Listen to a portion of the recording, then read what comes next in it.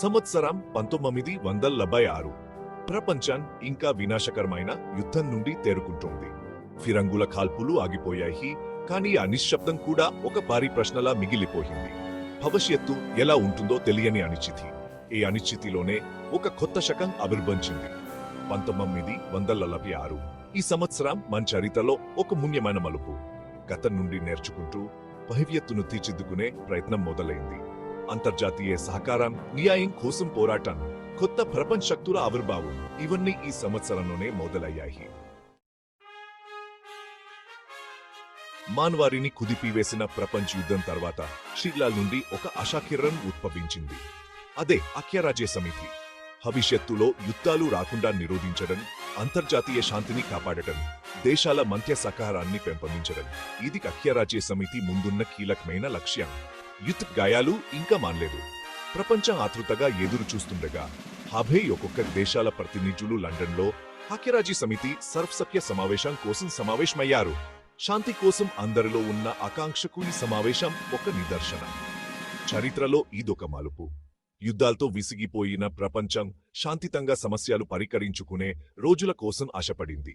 ఇది దత్యవేత్త సమావేశం మాత్రమే కాదు, యుద్ధం లేని ప్రపంచం కోసం మానవారి మొత్తం ఆకాంక్షకు ప్రతిరూపం. ప్రయాణం కష్టతరమైంది, కానీ మొదటి అడుగు పడింది. ఐక్యరాజ్య సమితి యుద్ధ హింస నుండి ఇంకా తెరుకొని ప్రపంచానికి ఒక ఆశాకిరణంగా నిలిచింది. ప్రపంచం తన ఘావాను మాన్పుకుంటుండగా న్యాయం కోసం పోరాటం ప్రారంభమైంది. జర్మనీలోని న్యూరెంబర్గ్లో చరిత్రలో ఎన్నడూ లేని విధంగా నేరస్తులను విచారించారు. అవే న్యూరెంబర్గ్ విచారణలు. నాజీ పాలనలోని ఉన్నత స్థాయి అధికారులను, వారు చేసిన అమానుష చర్యలకు బాధ్యులని నిలబెట్టారు. ఆ విచారణలు అంతర్జాతీయ చట్టంలో ఒక కొత్త అధ్యాయాన్ని ప్రారంభించాయి. ఇంతకు ముందు ఎప్పుడూ ఇంత పెద్ద ఎత్తున వ్యక్తులను, వారి అమానుష చర్యలకు బాధ్యులని నిలబెట్టలేదు. శాంతికి వ్యతిరేకంగా చేసిన నేరాలు, యుద్ధ నేరాలు, మానవత్వానికి వ్యతిరేకంగా చేసిన నేరాలు, ఈ నేరాల్ని మానవత్వాన్ని కుదిపివేశాయి. న్యూరెంబర్గ్ విచారణలు కేవలం దోషులను శిక్షించడం గురించి మాత్రమే కాదు, ఇలాంటి దారుణాలు మళ్ళీ జరగకుండా చూసుకోవడం గురించి కూడా. న్యూరెంబర్గ్ యొక్క వారసత్వం చాలా దూరం విస్తరించింది. ఇది అంతర్జాతీయ క్రిమినల్ న్యాయానికి ఒక మార్గాన్ని సుగమం చేసింది. అంతర్జాతీయ క్రిమినల్ న్యాయస్థానం, ఇతర ట్రిబ్యునర్ల స్థాపనకు ఇది పునాది వేసింది.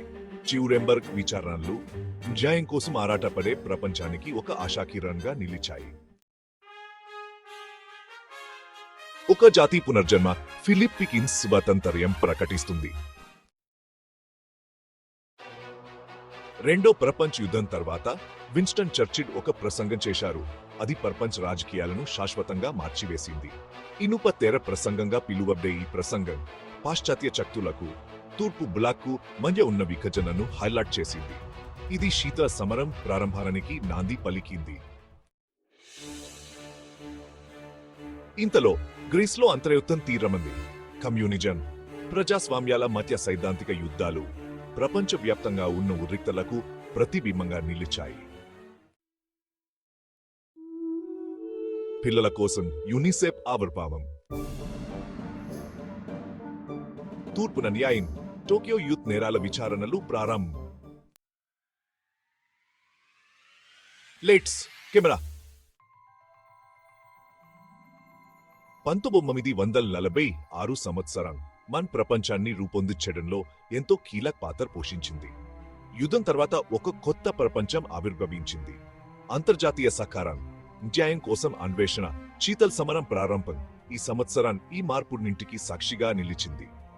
ఐక్యరాజ్య సమితి స్థాపన, న్యూరెంబర్గ్ విచారణలు, ఫిలిప్పీన్స్ స్వాతంత్ర్యం, చర్చిల్ యొక్క ఇనుప తెర హెచ్చరిక, గ్రీస్లో సంఘర్షణ, యునిసెఫ్ పుట్టుక, టోక్యో యుద్ధ నేరాల విచారణలు, మొదటి కాన్స్ చలనచిత్రోత్సవం ఈ సంఘటనలన్నీ 1946 యొక్క ప్రాముఖ్యతను తెలియజేస్తున్నాయి.